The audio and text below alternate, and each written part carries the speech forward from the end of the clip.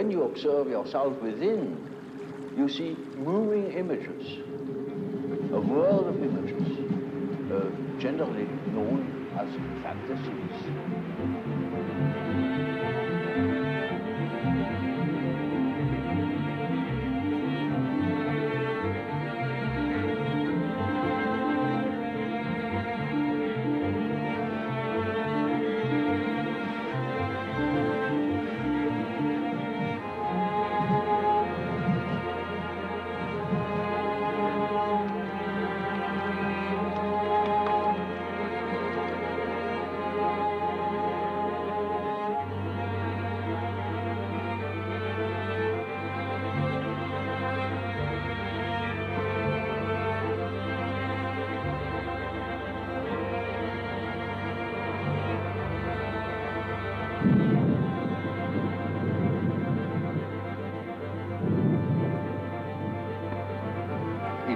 Childhood, a character is already there. You see, the child is not born tabula rasa, as one assumes.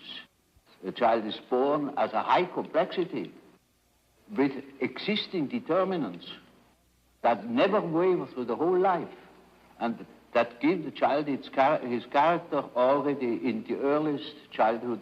A mother recognizes an individuality of her child. And so if you observe carefully, you see the tremendous difference, even in very small children. And these peculiarities express themselves in every way. So first, the peculiarities express themselves in all childish activities, in the way how it plays, in the things it is interested in. There are children who are tremendously interested in all moving things, and in movement chiefly. All the things, you see, that affect the body. And so they are interested in what the eyes do, what the ears do, how far you can bore into the nose with your finger, you know. Now, you see, these things, these interests express themselves in a typically childish way in children, and later on they express themselves in other peculiarities, which are still the same, but it doesn't come from the fact that they once have done such and such a thing in childhood. It is the character that is doing it. There is a definite inherited complexity. You see, we are born into a pattern. We are a pattern. We are a structure that is pre-established through the genes. It is a biological order of our mental functioning, as for instance our biological or physiological function follows a pattern, or the behavior of any bird or insect follows a pattern, and that is the same with us. Man has a certain pattern that makes him specifically human, and no man is born without it. We are only deeply unconscious of these facts because we live all by our senses and outside of ourselves. If a man could look into it himself, he would discover it. And when a man discovers it, in our days, he thinks he's crazy. And he may be crazy.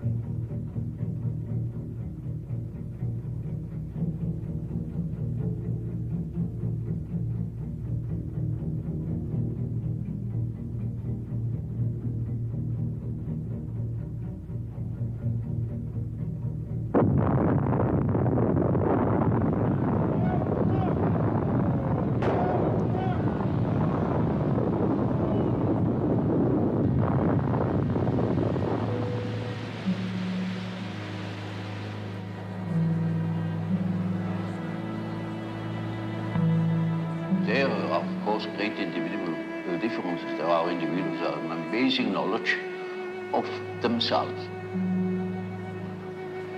of the things that go on in themselves.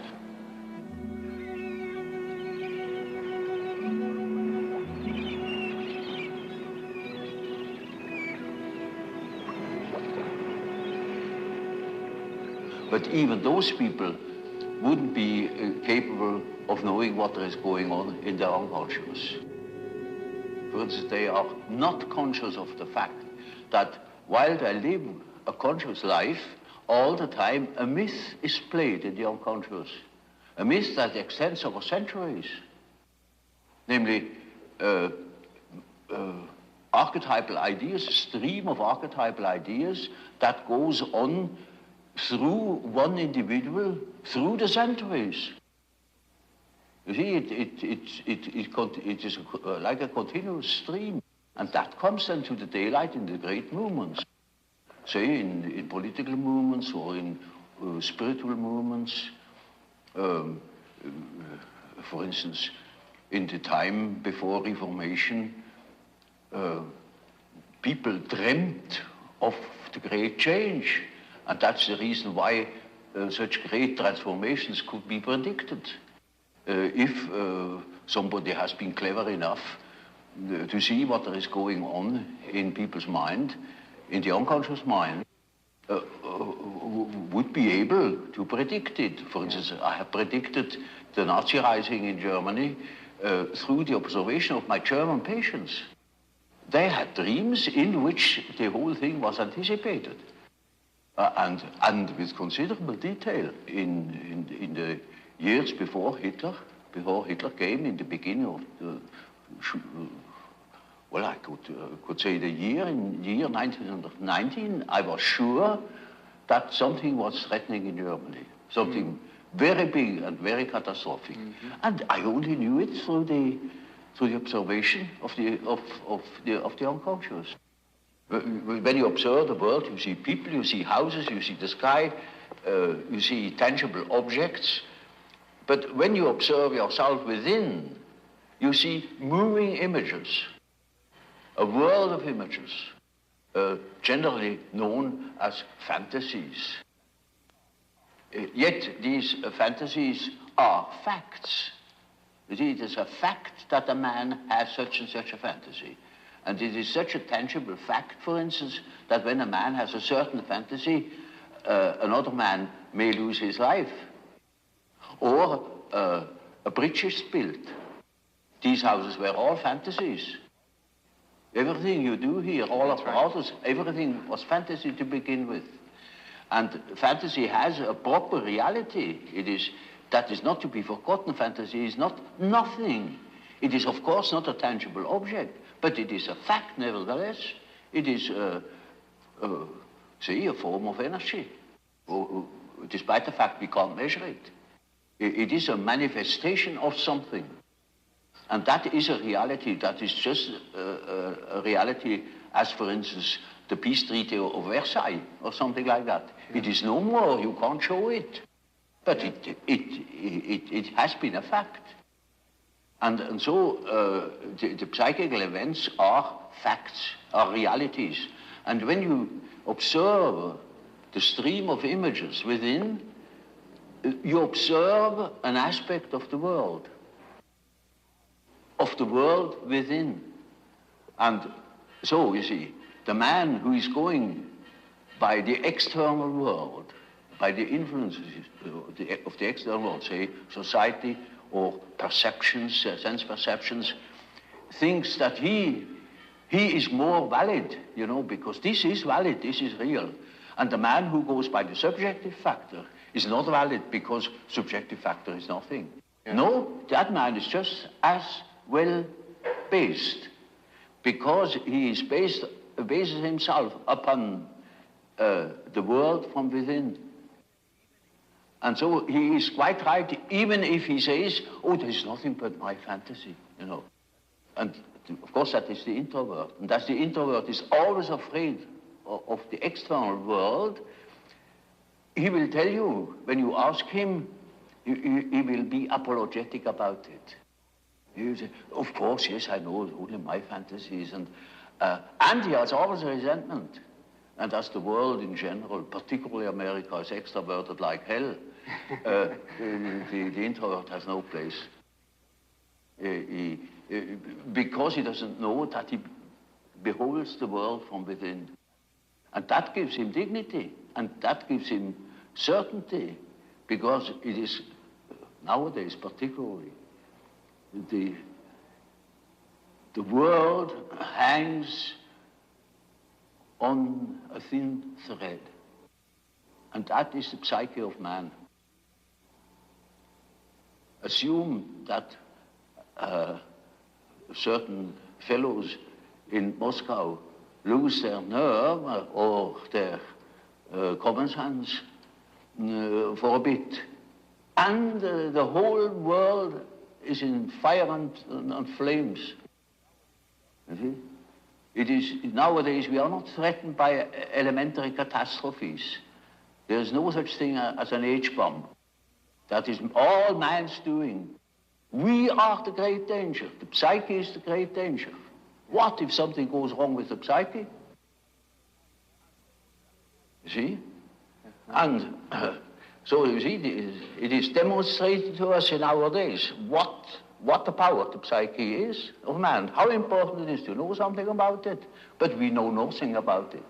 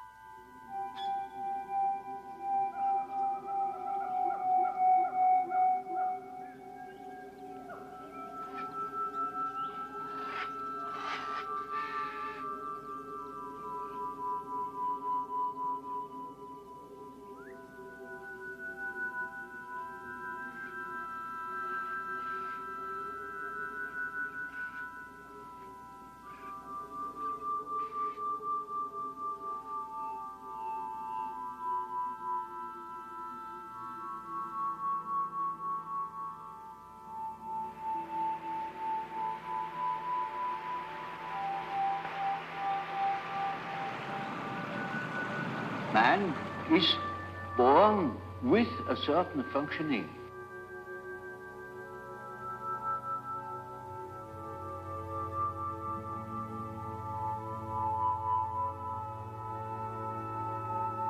A certain way of functioning, a certain pattern of behavior.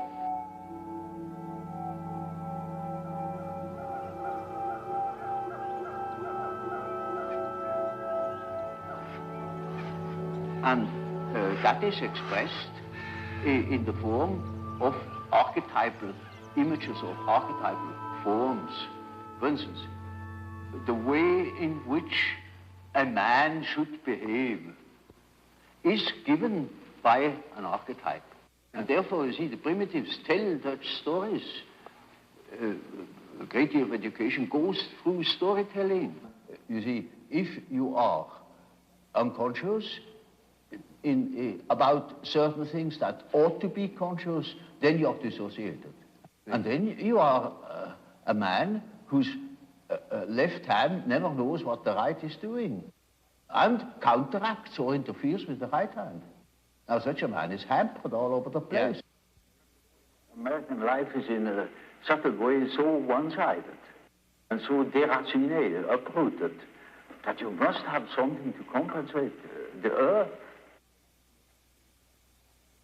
You see, you have to pacify your unconscious all along the line because it is in absolute uproar. Yeah. So at the slightest provocation, you have a big moral rebellion in America. Look at the rebellion of modern youth in America, yeah. The sexual rebellion and all that, because yeah. the real natural man is just in open rebellion against the utterly inhuman form of life. They are absolutely divorced, you know, from nature, in a way, and that accounts for that drug abuse. I noticed with my patients, particularly with people that are in public life, that they have a certain way of presenting themselves. For instance, take the doctor. He has a certain way. For instance, he has good bedside manners, and he behaves as one expects a doctor behaves. He may even identify himself with it and believe that he is what he appears to be. And so when he's a professor, he's also supposed to behave in a certain way so that it is plausible that he is a professor, you know. So the persona is a certain complicated system of behavior which is partially dictated by society and partially dictated by the expectations or the wishes one nurses oneself. Now, this is not the real personality, in spite of the fact that people will assure you that that is all quite real and quite honest, yet it is not.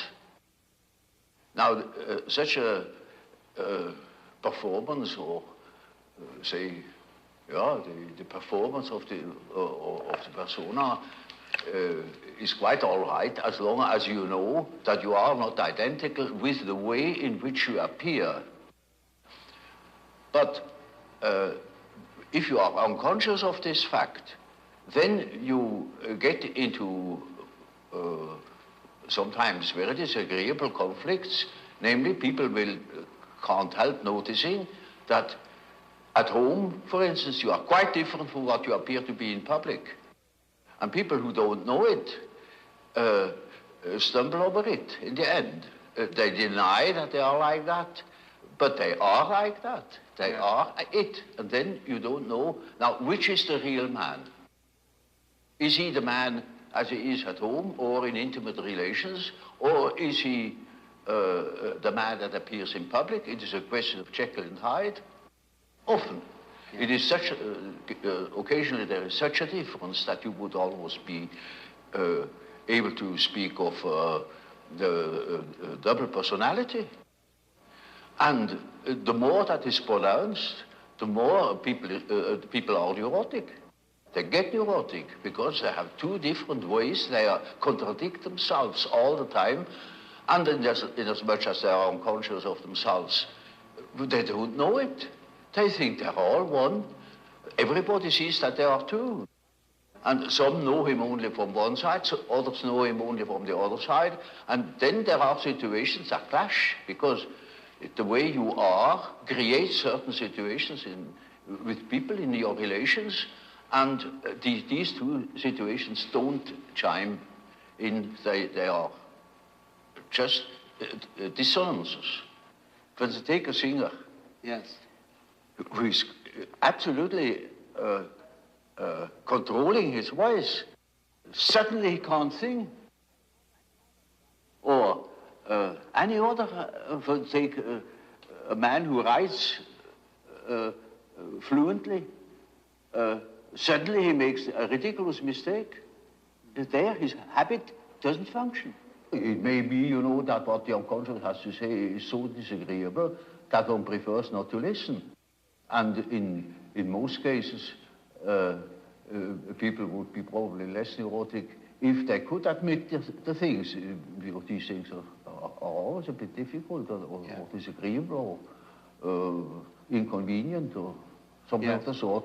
So there is always a certain amount of repression. When in treatment, for instance, in the treatment of neurosis, you have to do with that personal unconscious for quite a while.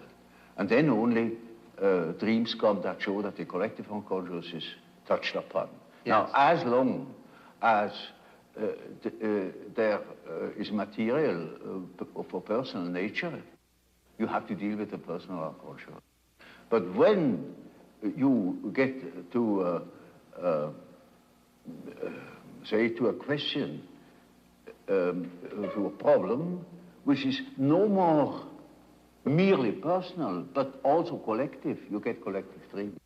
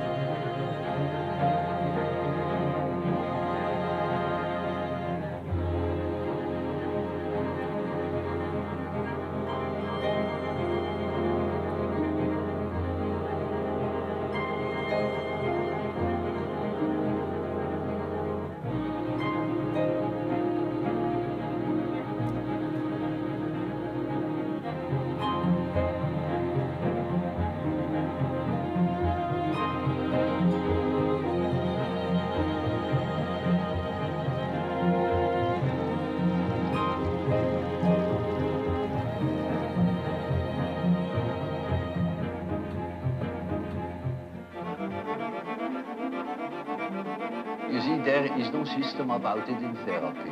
In therapy, you treat the patient as he is in the present moment, irrespective of causes and such things. That is all more or less theoretical. There are cases who know just as much about their own neurosis as I know about it, in a way.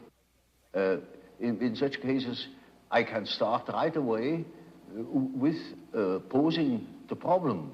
For instance, there is a case, a professor of philosophy, and he imagines that he has cancer. He shows me several dozen X-ray plates that prove that there is no cancer. And he says, of course I have no cancer, but nevertheless, I'm afraid I could have one. You see, I have consulted so many surgeons, and they all assure me there is none, and I know there is none, but I might have one, you see, and that's enough. Now, you see, such a case can stop from one moment to the other. He simply stops thinking such a foolish thing, you see. But that is exactly what he can't do. You know it is nonsense, and why should you think it? Or what for should you think it? Well, and what is that power that makes you think such a thing? It's like a possession, you know. Exactly. It's like a demon in him that makes him think like that, in spite of the fact that he doesn't want it. You see, then we have the problem. That is the problem for an intellectual man. And then I say, now, you see, you don't know, you have no answer. I have no answer. Now what are we going to do? I say, now we must see what you dream, because the dream is a manifestation of the unconscious side. Right. Now he never has heard of the unconscious side. So I must explain to him that he has an unconscious, and that the dream is a manifestation of it, and if we succeed in analyzing the dream, we might get an idea about that power that makes him think like that. You see? In such a case, one can begin right away with the analysis of dreams. And in all cases that are a bit serious, mind you, this is not a simple case, this is a very serious and difficult case, in spite of the simplicity of the phenomenology, of the symptomatology. In all cases, after the preliminaries, as it were, history of the family, the whole medical anamnesis, etc., we come to that question. What is it in your unconscious that makes you wrong, that hinders you to think normally? And then we are there where we can begin with the observation of the unconscious. And then, day by day, one goes on by the data the unconscious produces. You see, we discuss the dream, and that gives a new surface to the whole problem. And he will have another dream, and the next dream gives again an answer, because the unconscious is in a compensatory relation to consciousness. And after a while, we get the full picture. And if he has the full picture and has the necessary moral stamina, well, then he can be cured. But in the end, it is a moral question whether a man applies what he had learned or not.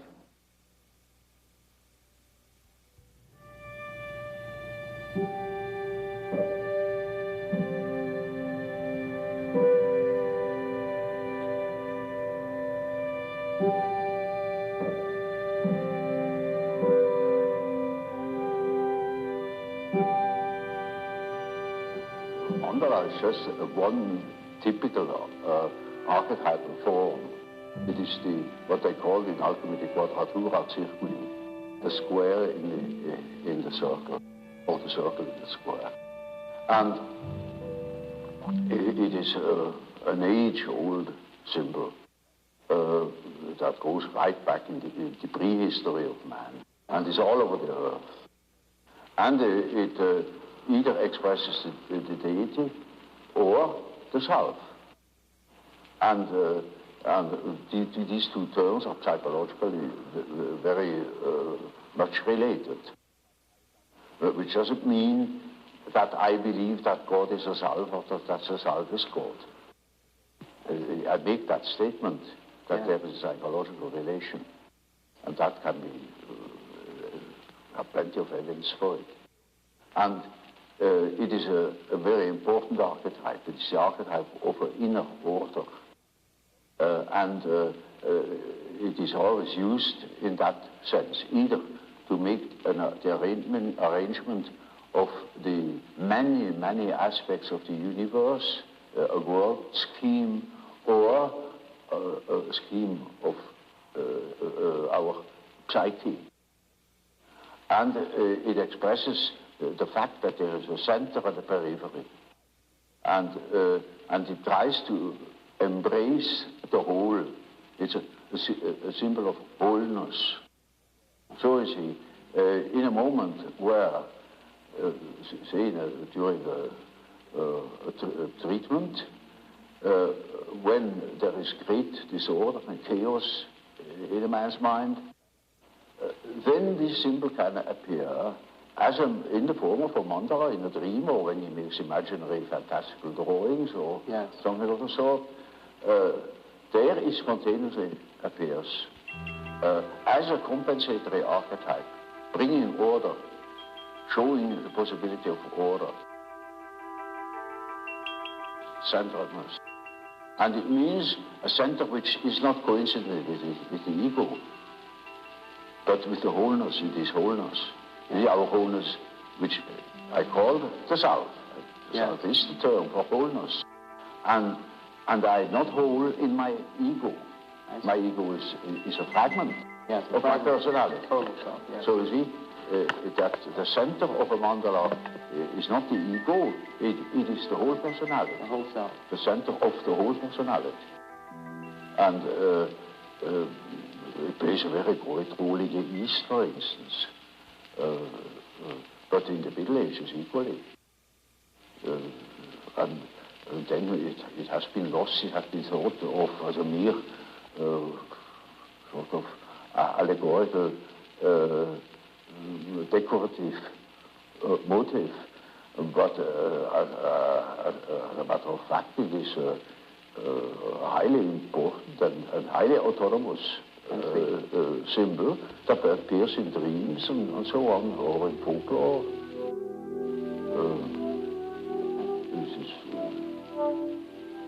This is, one could easily say that the main archetype.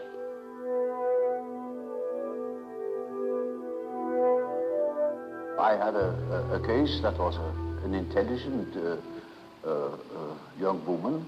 She was a student of philosophy, very good mind, where one could expect easily that she would see that I am not the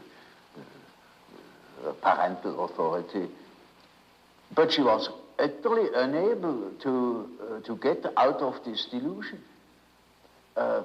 And in such a case, one always has recourse to the dreams. It is just as if one would ask the unconscious, now what do you say to such a condition? You see, she says within the unconscious, of course I know you are not my father, but I just feel like that. It is like that. I depend upon you. And I say, now we will see what the unconscious says. Now the unconscious produced dreams in which I really assumed a very curious role. You know, she was the little infant, she was sitting on my knees, I held her in my arms, I was a very tender father to the little girl, you know. And the last dream of that series was, I cannot tell you all the dreams, was that it was out in nature. I stood in a field of wheat, an enormous field of wheat that was ripe for harvest. And I was a giant. And I held her in my arm like a baby. And the wind was blowing over that field of wheat. Now, you know, when the wind is blowing over a wheat field, these waves in the wheat field. Yes. And with these waves, I swayed like that. putting her as if it were to sleep, you know. And she felt as being in the arms of a god, of the Godhead. And I thought, now the harvest is ripe, and I must tell her. And I told her, you see, what you want and what you project into me, because you are not conscious of it, is you have the idea of a deity. You don't possess. Therefore, you see it in me. That clicked. Because, you know, she had a rather intense religious education. Of course, it all vanished later on. And something disappeared from her world. Her world became merely personal. And that religious conception of the world was non-existent, apparently. And so she certainly became aware of an entirely heathenish image that comes fresh from the archetype. She had not the idea of a Christian God or of an Old Testament Yahweh. It was a heathenish God, you see, a God of nature, of vegetation. He was the wheat himself. He is the spirit of the wheat, the spirit of the wind. And she was in the arms of that Newman. No. Now, that is the living experience of an archetype. Now, that made a tremendous impression upon that girl, and instantly it clicked. She saw what she really was missing, that missing value, that was in the form of a projection in myself and made myself indispensable to her. Yes. Now that is a luminous experience, you see. And that is the thing that people are looking for.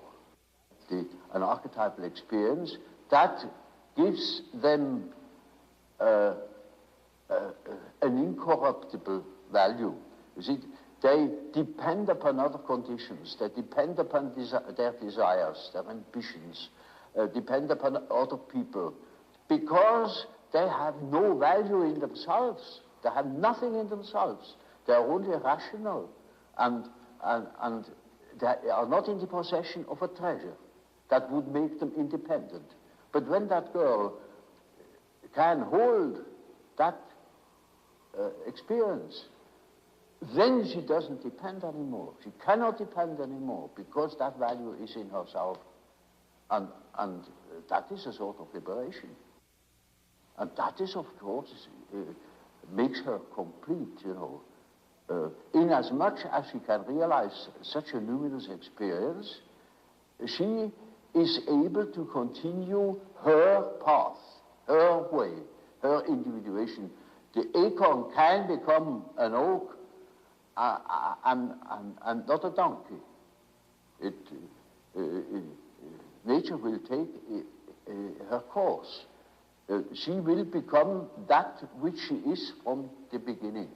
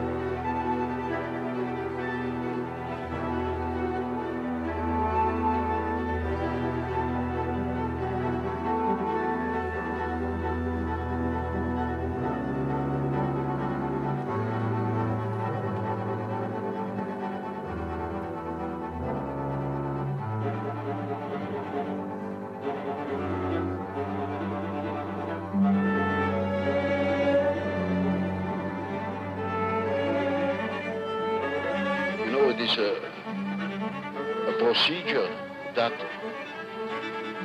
has many stages or levels. If you treat an ordinary case of neurosis, it may only go as far as healing the symptoms or giving the patient such an attitude that he can deal with his neurosis. Sometimes it takes you a week, sometimes a few days, sometimes it is just one consultation in which I clean up a case. It is, of course, always the question to know where or what. It needs a good deal of experience, but other cases take very long, and you couldn't send them away because they wouldn't. They want to know more. They make they make the whole process of development. They that goes from stage to stage, a widening out of the mental horizon. You cannot imagine how one-sided people are nowadays. And so it needs no end of work to get people rounded out or mentally more developed, more conscious. And they are so keen on it that for nothing in the world they would quit. And they are not shy of spending money on it. As each plant, each tree grows from a seed and becomes in the end, say, an oak tree, so man becomes what he is meant to be. At least he ought to get there. But most get stuck.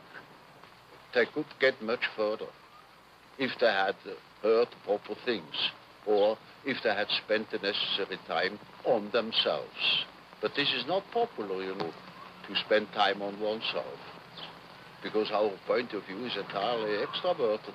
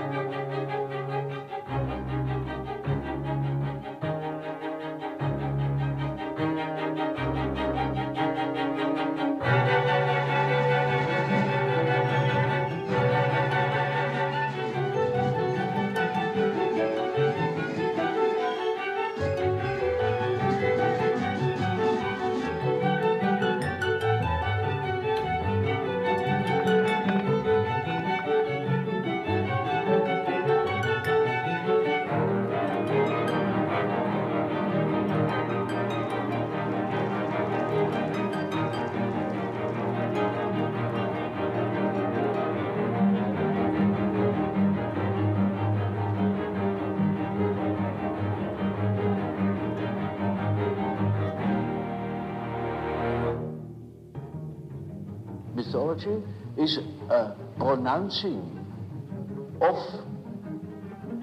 series of images that formulate the life of archetypes.